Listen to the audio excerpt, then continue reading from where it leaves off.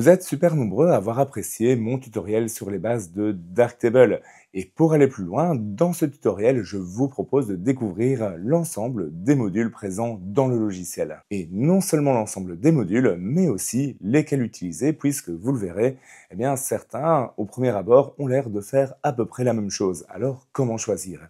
Eh bien ça, on le découvrira dans la deuxième partie de cette vidéo, où justement, on apprendra à comprendre la logique de Darktable et ça, ça vous permettra vraiment de savoir quel module utiliser et quand. Et moi, si tu ne me connais pas encore, je m'appelle Bertrand et sur ma chaîne Offroad, je te propose de vivre la photographie et de booster tes compétences en photo naturellement. Alors n'hésite pas à t'abonner, à liker la vidéo, à sonner la cloche. Et nous, on est parti à la découverte de l'ensemble des modules. Et pour afficher tous les modules dans Darktable, on va simplement désactiver ici la sélection au niveau du tri de modules et on va simplement aller dans le menu et choisir module tous. Ok, là on a tous les modules de Darktable et on voit qu'il y en a quand même pas mal. Donc on va les attaquer par ordre alphabétique. Ça sera plus simple si vous cherchez quelque chose de précis dans cette vidéo. Et on va commencer avec le premier, le module pour les aberrations chromatiques. Au niveau des aberrations chromatiques, c'est à noter qu'on a deux modules, aberration chromatique et aberration chromatique RAW. La différence, c'est que aberration chromatique RAW ne gère que les fichiers RAW. Et pour commencer, une aberration chromatique, c'est quoi ? Eh bien, c'est ce petit contour qu'on voit ici autour des objets contrastés comme la toiture par exemple. On voit aussi ça ici en vert. Donc, pour traiter ces aberrations, on va simplement activer le module. On voit que ça disparaît bien. Si jamais, on peut aussi choisir « Évite les dérives colorées » si on voit qu'on commence à avoir des petites dérives bleues et rouges. Si vous n'utilisez pas de fichier RAW, vous pouvez utiliser le module aberration chromatique. La balance des blancs sert vraiment à dire à quelle lumière est présente pour que les blancs paraissent vraiment blancs. Mais sur Darktable, si on vient modifier ça, eh bien, par défaut, il nous dit que la balance des blancs est appliquée deux fois. C'est parce que le module calibration des couleurs gère également ça. Et d'ailleurs, on voit ici que si on l'ouvre, il nous dit qu'il y a une erreur du module balance des blancs. Donc, je reviens sur mon module balance des blancs. Et ici, plutôt que de manuel, je reclique ici pour le repasser à la référence prise par le boîtier. En fait, la balance des blancs, on va la gérer dans calibration des couleurs. Et on retrouve ici un onglet 4 qui nous permet de gérer la température plus vers le bleu ou plus vers le orange. Balance de couleur et balance de couleur RVB vous permettent de faire la même chose du color grading. C'est l'équivalent des 3 roues dans Lightroom pour ceux qui connaissent ça. Les deux servent à la même chose, mais balance de couleur RVB est plus moderne et donc est à privilégier. On a plusieurs façons de le régler. J'aime bien l'utiliser sur l'onglet 4 voix. Ici, on retrouve un décalage global, donc quelque chose qui va affecter tous les pixels de mon image, un lift des ombres, donc quelque chose qui va s'appliquer vraiment plus aux ombres, un gain des hautes lumières, donc quelque chose qui va s'appliquer plus aux hautes lumières, et un onglet puissance. Et cet onglet puissance, eh bien, ce sont les tons moyens. Par exemple, si je veux faire du teal and orange, un color grading très courant au cinéma, eh bien, je vais appliquer dans les ombres plutôt une teinte bleu-verte, quelque chose comme ceci, et une teinte plus orangée dans les hautes lumières. Je pousse ensuite un peu les réglages avec Chroma, et j'ai ce rendu cinéma.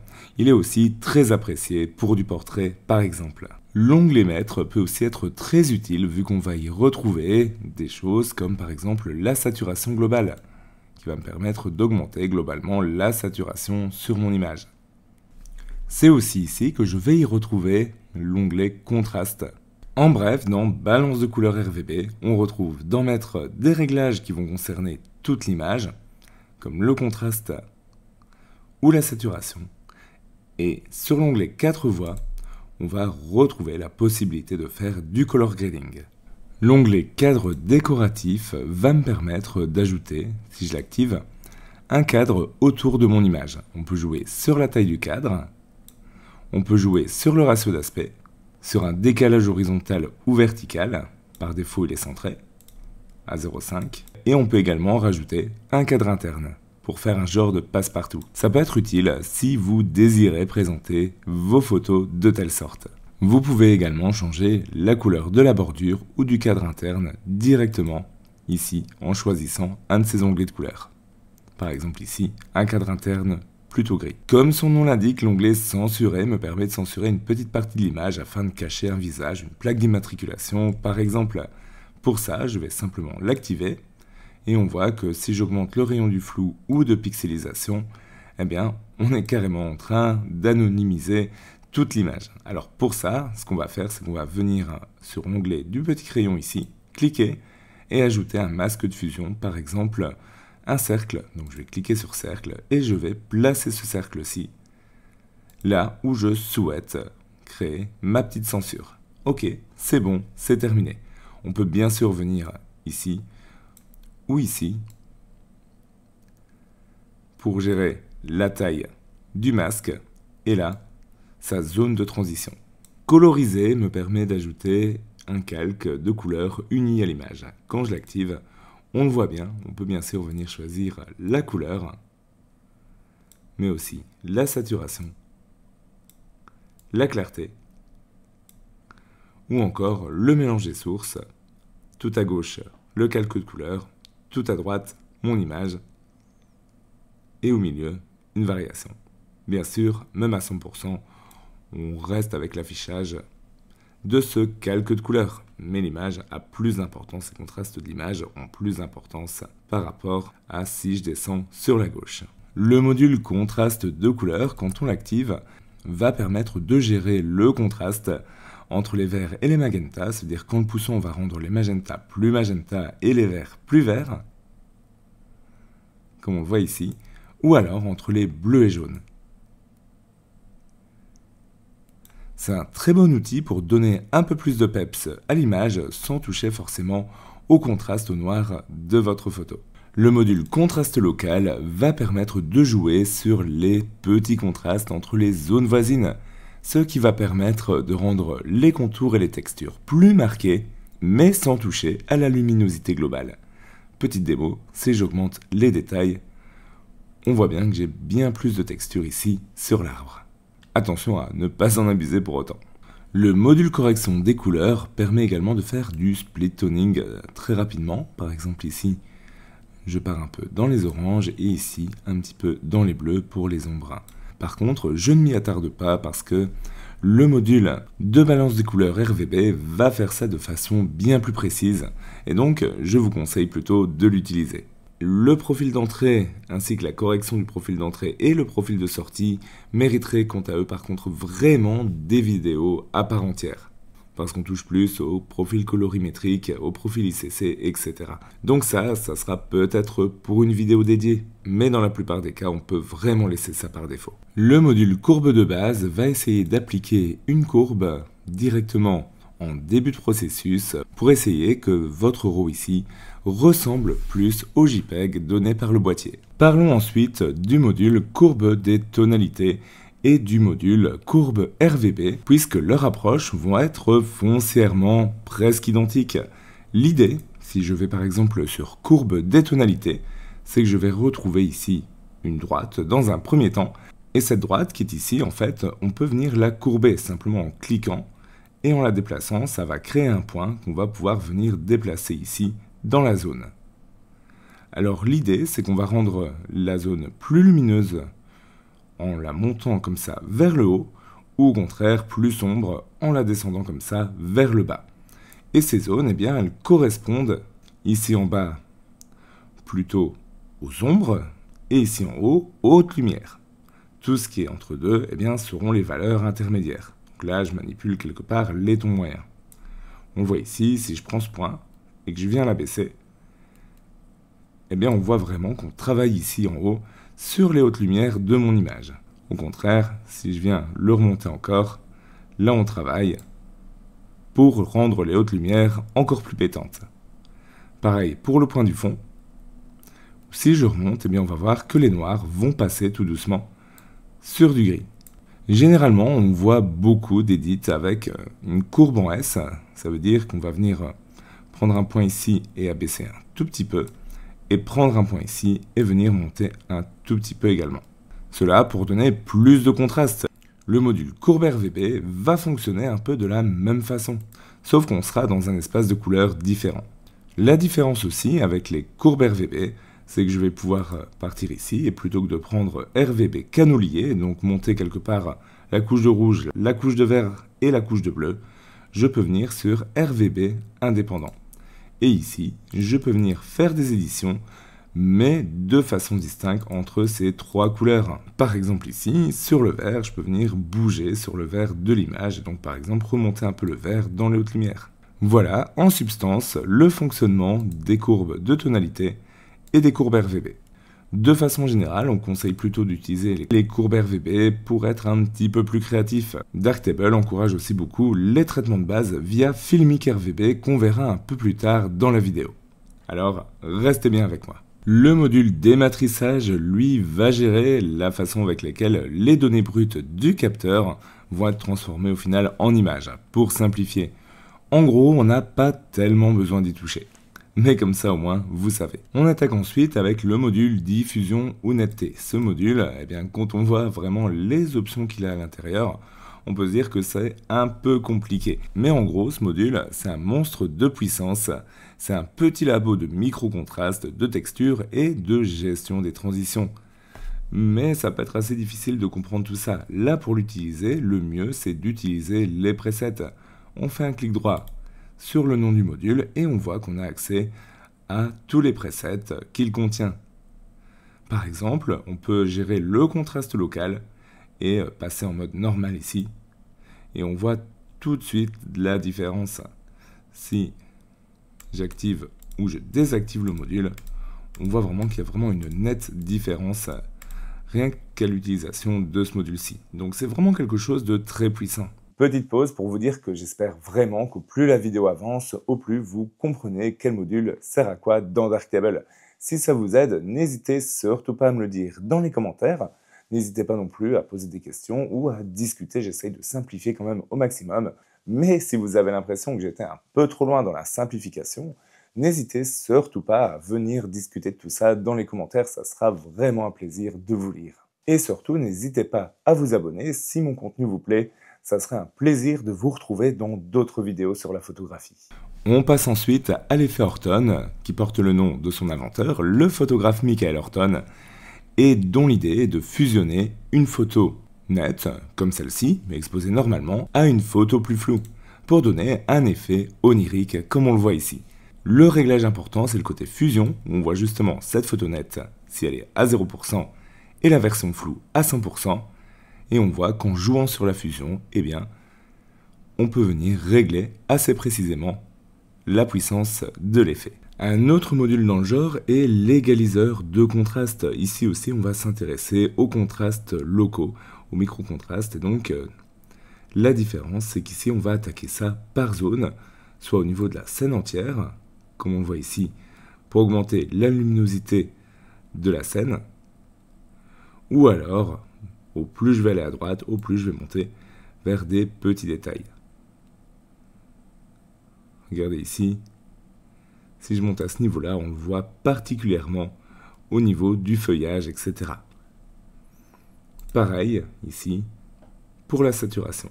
Donc ici, la saturation, on pourrait bien l'avoir dans ces feuilles mortes, par exemple, et si je veux augmenter ça, eh bien, je vais partir ici, dans une zone un peu intermédiaire, et là, on voit que ça touche bien ça. On fait un petit avant et après pour voir la différence. Sachez quand même qu'il y a une tendance à plutôt utiliser le module diffusion ou netteté. Ceci dit, l'égaliseur de contraste n'est pas mort et a cette tendance peut-être à être plus simple pour du contrôle précis. Parlons maintenant du module égaliseur de ton. Ce module, il est super puissant. Il vous permet de faire des retouches sélectives pour augmenter ou diminuer la lumière en fonction des zones de l'image. Et au niveau de ces zones, justement, quand l'égaliseur de ton est sélectionné, eh bien, si on passe son curseur sur la photo, on voit à quoi correspondent justement ces zones. On voit qu'ici, une zone très sombre, comme celle-ci, eh bien, on est sur du -7, -6, etc. Et une zone très lumineuse, comme celle-ci, eh bien, on va se retrouver presque sur du +0.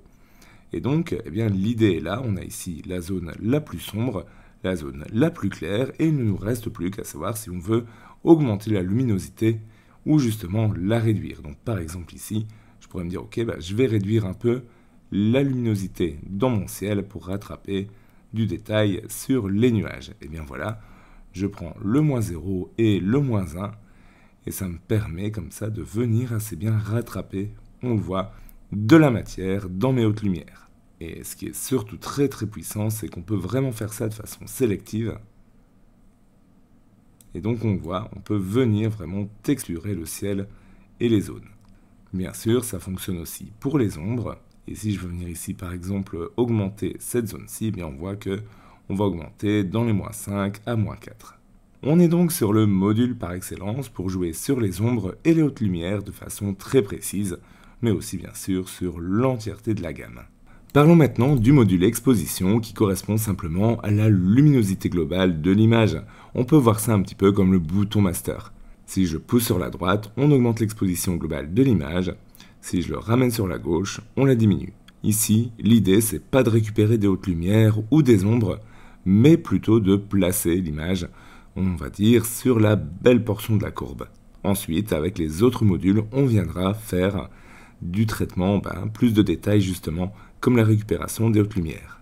Le module faible lumière, lui, sert à simuler la vision humaine en cas de faible luminosité, de nuit par exemple. Quand je l'active, ça me donne ça. On peut, avec un clic droit, y appliquer différents presets, comme nuit par exemple. Le module filigrane permet d'insérer forcément un filigrane sur l'image. Donc quand je l'active, on voit que directement il m'affiche un filigrane par défaut avec les données EXIF. Ça peut être assez pratique en fonction des cas. Mais vous avez certainement envie de l'utiliser plutôt, pourquoi pas, pour signer une photo. Dans ce cas-ci, bien, on va mettre votre nom dans le texte. Moi je vais mettre Bertrand par exemple. Et dans Fichier, je vais choisir Fixed Size Text. On voit que mon nom s'affiche ici en grand. Je peux jouer sur l'échelle grâce à l'échelle qui est juste ici. Je peux venir le placer dans un coin en utilisant alignement juste là. Voilà, là ça marche bien. Et ensuite, je peux changer la couleur en fonction de la couleur de mon choix. Et voilà pour la signature. À noter aussi que je peux venir bien sûr changer la police par la police de mon choix. On part à présent sur le module Filmic RVB. Alors ça fait quoi ce module Filmic RVB? Eh bien ça va venir compresser toute la plage dynamique qui a été fournie par le capteur pour préparer l'image à l'impression ou à l'affichage sur un écran. Donc démo, si je l'active, eh bien on voit directement la compression de cette plage dynamique. Et ensuite, eh bien, on peut venir simplement jouer sur les différents paramètres pour s'approcher du look que l'on souhaite. Par exemple, au niveau du look, eh bien, je peux venir jouer sur le contraste. Je peux aussi jouer sur l'exposition relative au blanc, voilà, qui par défaut a été fait en sorte de ne pas être trop cramé, on le voit ici. Eh bien, si je descends, on voit qu'on récupère quelque chose de plus pétant dans les blancs. On a la même chose pour l'exposition relative au noir. On augmente la valeur pour avoir plus de contraste et on diminue pour récupérer des détails dans les basses lumières. On a un onglet Reconstruire pour reconstruire un peu les hautes lumières, l'onglet Look dont on a déjà parlé, et au niveau de l'affichage, on a la luminance du noir cible et la luminance du blanc cible qui devraient être à 0 ou à 100, sauf si on souhaite obtenir des tons plus fades comme on le voit ici. Ce qui peut être recherché, ceci dit. Le module filtre gradué va nous permettre simplement de simuler un filtre gradué à densité neutre qui va corriger une partie de l'exposition au-dessus du filtre. Petite démonstration, je vais augmenter la densité à fond et je vais augmenter la dureté à fond. On voit très bien qu'au-dessus de la ligne, eh bien, tout est devenu sombre, tout a été vraiment sous-exposé et en dessous, eh bien, tout fonctionne.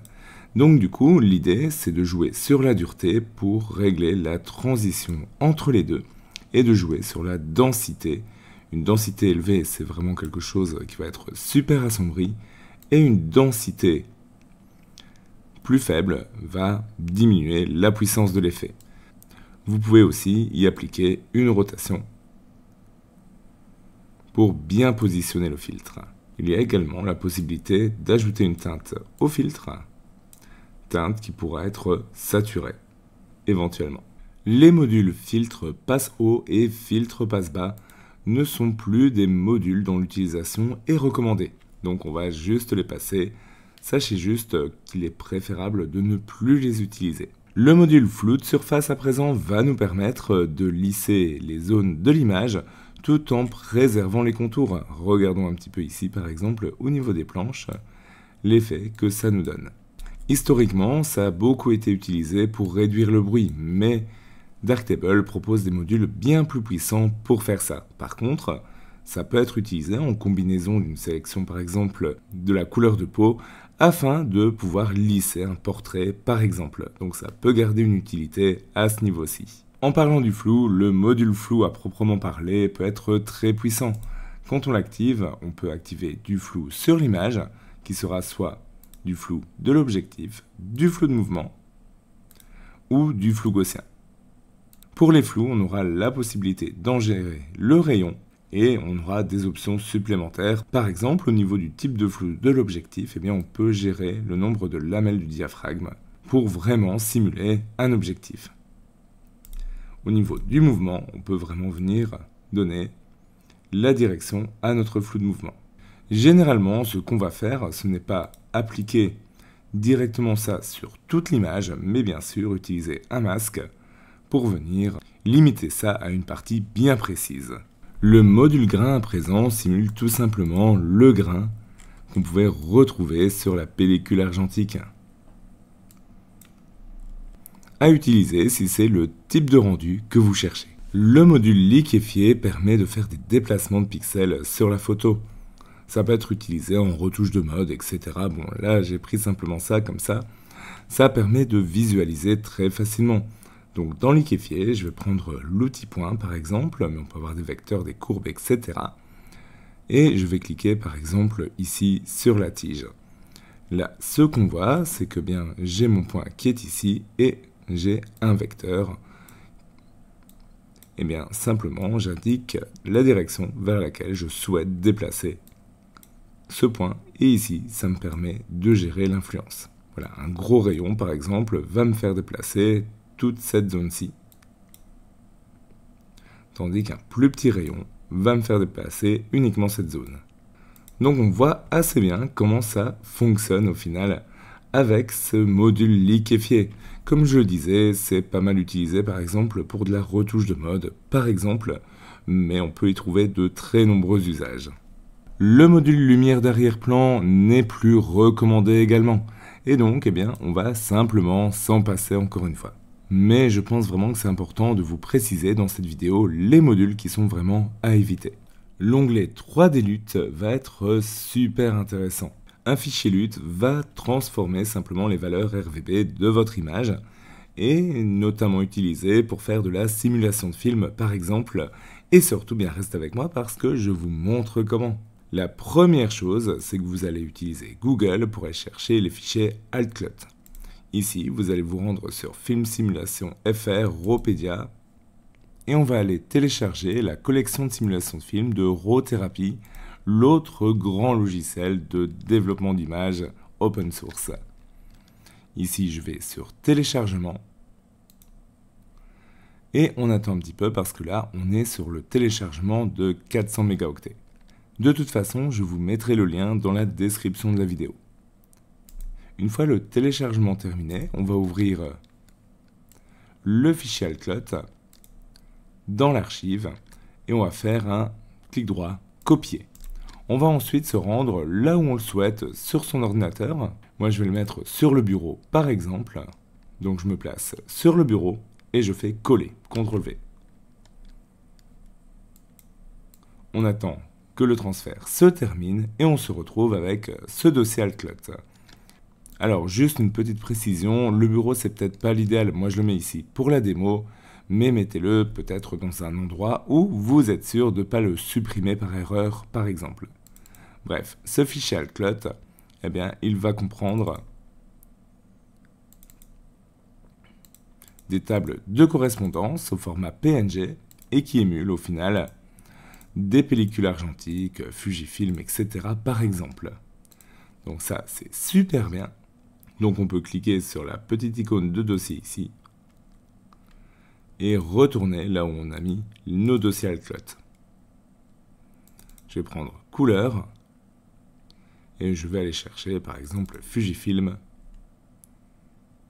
et je vais prendre du Superia 400 par exemple. C'est chargé et on voit que directement le preset est appliqué sur la photo. Si jamais la sélection de dossier ici était inactive, n'hésitez pas à passer dans les paramètres de Darktable, à passer dans l'onglet Traitement et à vérifier que le répertoire 3D Lutracine intègre bien votre dossier. Parlons à présent du mappage des couleurs. L'idée, c'est de transférer les caractéristiques d'une image vers une autre. Admettons que je choisisse celle-ci. Je vais aller dans Mappage des couleurs. J'active et je vais cliquer sur Acquérir la source. On voit que on a un groupe source qui a été créé juste ici. Maintenant, je vais me rendre sur l'image sur laquelle je souhaite transférer ces caractéristiques. Par exemple, celle-ci. Je reviens sur le module Mappage de couleurs. Et cette fois-ci, je vais cliquer sur Acquérir la cible. On voit que le transfert a été fait. À présent, le module monochrome me permet de créer une image en noir et blanc, tout simplement. Je l'active et on est bon. On peut déplacer ici la zone pour varier le rendu du noir et blanc. Le module ombre et haute lumière n'est plus un module dont l'utilisation est encore une fois recommandée. Utilisez plutôt les autres modules similaires que nous avons vus ensemble. Le module orientation vous permet de faire une rotation de l'image. Par défaut, elle est effectuée en fonction des paramètres présents dans le fichier de la photo. A noter quand même qu'on retrouve ici un bouton pour effectuer une symétrie dans l'image, que ce soit verticale ou horizontale. Le module Pixel Show peut être intéressant car il vous permet de corriger un pixel qui est mort sur le capteur. Donc ça peut être utile si vous rencontrez le cas. Les primaires RVB me permettent de modifier les composantes rouge, vert, bleu de mon image, mais de façon homogène, sans toucher aux transitions de couleurs. Par exemple ici, je peux jouer sur la teinte rouge, et on voit que mon image reste malgré tout très homogène.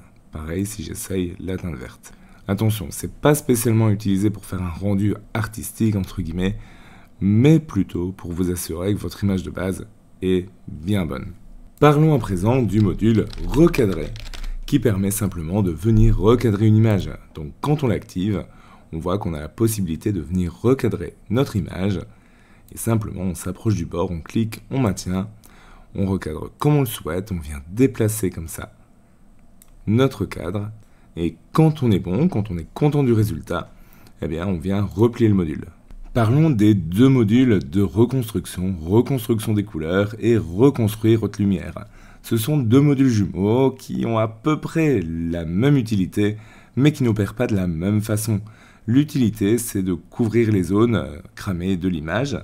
Reconstruire les hautes lumières va s'appliquer au niveau du fichier RAW, et donc, quand on l'active, normalement il est activé par défaut, il va essayer de récupérer les zones cramées dans l'image. Là, si je désactive, on voit bien la différence. La deuxième, c'est la reconstruction des couleurs. Ici, ça s'applique bien après. Et quand je l'active, eh bien, elle va essayer de recoloriser des zones un peu trop blanches sur lesquelles on a perdu justement de la couleur. Parlons à présent du bruit dans l'image et des modules de réduction du bruit. On va retrouver deux modules principaux qu'on va pouvoir faire travailler ensemble. La réduction du bruit RAW est conçue pour s'activer au plus tôt dans le workflow de traitement de l'image. Ici, simplement, ça permet de retoucher déjà le bruit au niveau de nos données RAW. On peut jouer sur le seuil pour déjà avoir un réglage assez fin. Attention à pas trop gommer de détails. Le deuxième, c'est réduction du bruit par profil. Et ici, il s'agit de choisir notre appareil photo et les ISO auxquels la photo a été prise. On va prendre le R6 Mark II à 8000 ISO, ce qui correspond à la photo, et le profil s'applique pour faire un excellent travail. A noter, si vous faites de l'astrophotographie, on retrouve également un module réduction du bruit astro. Le module renforcer la netteté n'est plus un module recommandé également. Préférez utiliser plutôt les modules que je vous ai montrés précédemment. Le module retouche permet de venir supprimer un élément sur l'image. Admettons ici que je souhaite enlever ce petit oiseau qui est juste ici. Et bien pour ça, je vais aller dans l'outil retouche, je vais prendre un cercle comme forme et je vais venir régler la taille du cercle avec la molette de ma souris. Je clique sur l'oiseau et on voit qu'il prend une zone source sur laquelle il vient se baser pour recréer ici la matière.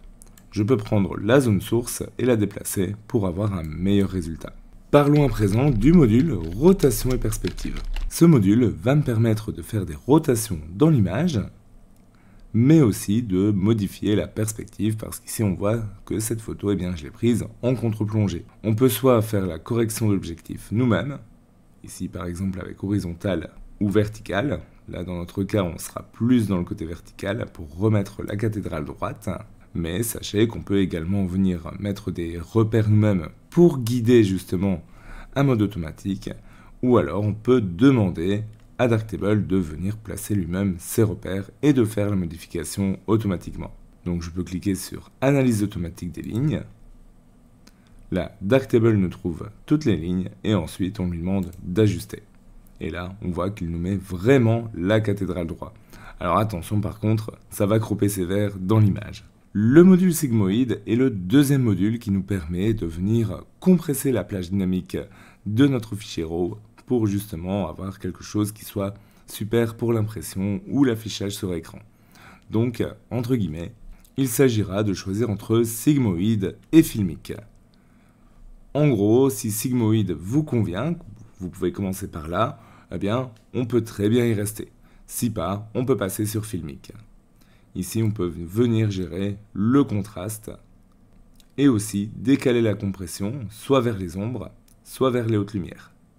A noter qu'il y a vraiment un choix à faire entre sigmoïde et filmique.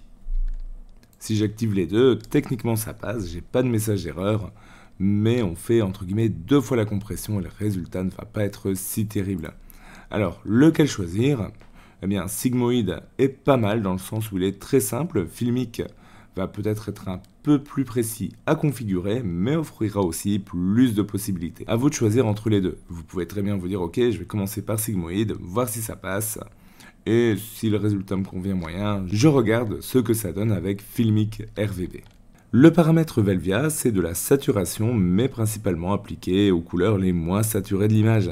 Ça fonctionne assez bien, mais il est recommandé de façon générale de passer plutôt par un module comme balance de couleurs RVB.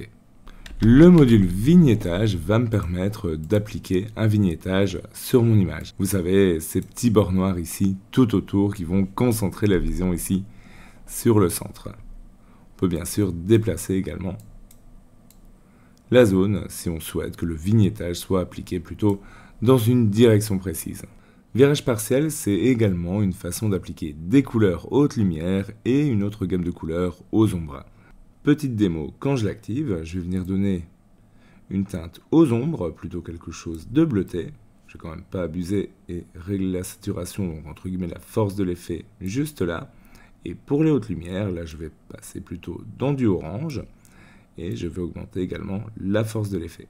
Je peux aussi jouer sur la répartition entre les deux. Zone de couleur me permet de venir faire des retouches précisément par couleur, toujours avec ici un niveau que je peux augmenter ou baisser. Par exemple, je peux aller dans clarté, prendre des teintes plutôt orangées et venir les monter.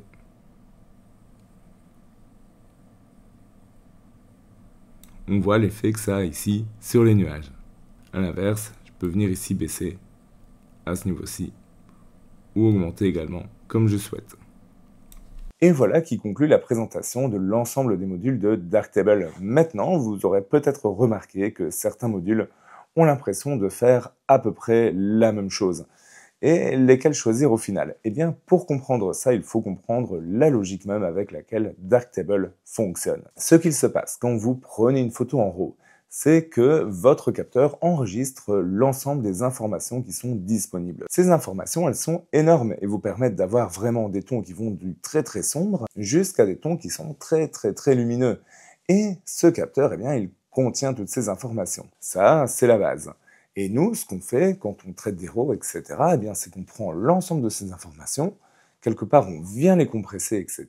Et on fait en sorte que tout ça puisse s'afficher super bien sur un écran ou sur du papier photo en impression, par exemple. Et pour ça, eh bien, on vient, par exemple, compresser un peu la plage dynamique, ce genre de choses. Ça, c'est si on regarde de très loin. Si on regarde de plus près, on va découvrir deux méthodes de travail de Darktable qui se sont succédées à travers le temps. La première méthode, c'est ce qu'on appelle le flux relatif à l'écran, et il s'agit en fait simplement de venir compresser toutes ces informations directement très tôt dans le traitement de votre image. Donc quand on fait ça, directement, hop, on a une image qui s'affiche bien sur votre écran, mais dont le rendu est principalement dépendant de votre écran. C'est ce que faisait Darktable dans les anciennes versions. Maintenant, l'approche de Darktable a nettement changé par rapport à ça.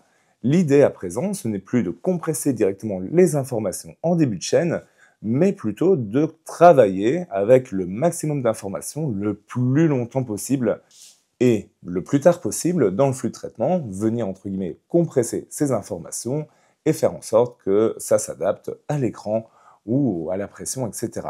Ça, on appelle ça le flux de travail relatif à la scène. Et je suis certain que vous vous souvenez des deux modules qui font cette conversion, que sont Filmic RVB ou Sigmoid. Et donc en gros, comment on peut comprendre cette logique-là? Eh bien, ça reste assez simple quand on a compris ça.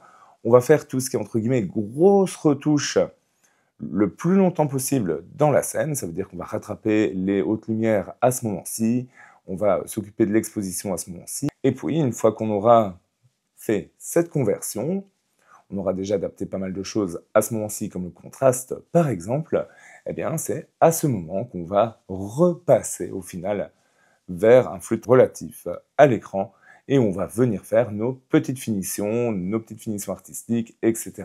Et quand vous avez compris tout ça, vous avez vraiment compris comment Darktable fonctionne. Concrètement, on peut choisir le flux de travail par défaut dans les paramètres de Darktable, onglet traitement, flux de travail par défaut. Ici, on peut choisir entre relatif à la scène Sigmoid qui est défini par défaut, relatif à la scène Filmic RVB qui est une autre alternative et relatif à l'affichage qui est justement l'ancien flux de travail. Bon, là, je laisse à relatif à la scène le réglage par défaut. Ensuite, le tri s'effectue de façon assez naturelle, dans le sens où il nous suffit d'aller dans le menu ici et de choisir flux de travail relatif à la scène.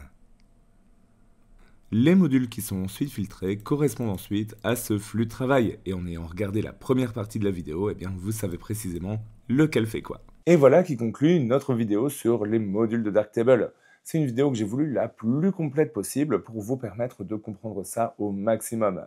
Si ça vous a plu, sachez que c'est vraiment une vidéo qui m'a demandé beaucoup de travail, que ce soit d'enregistrement, de recherche, etc. Et du coup, si ça vous a plu, n'hésitez vraiment pas à liker, à vous abonner, à sonner la cloche pour ne pas rater les prochaines vidéos, à partager ça un maximum autour de vous, à venir discuter dans les commentaires. C'est un espace qui est vraiment ouvert à la discussion. Et en tout cas, ça m'a fait super plaisir de partager tout ça avec vous. On se retrouve très bientôt. À la prochaine.